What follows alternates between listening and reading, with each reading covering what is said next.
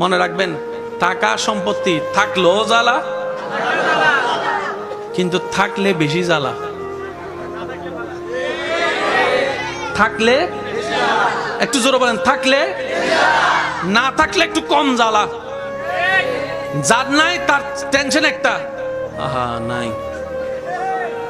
যার আছে তার টেনশন, কেমনে ধরে রাখবো, কেমনে বাড়াবো, কেমনে বাক করবো, কারে কি দিব, কে কোনটা পাইয়া খুশি হবে, কে কোনটা পাইয়া নারাজ হবে, হাজার টেনশন।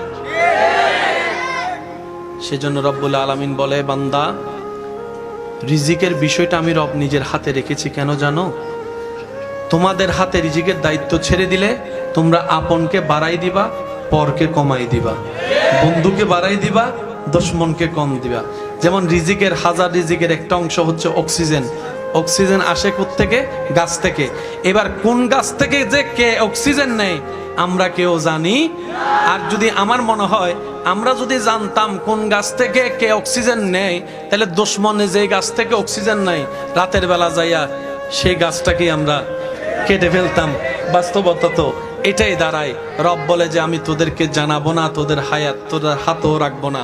সেজন্য ইমানদার ভাইয়েরা, শয়নে স্বপনে বর্ষাটা রাখবো রবের উপরে, নবীর প্রেমটা সাথে নিয়ে।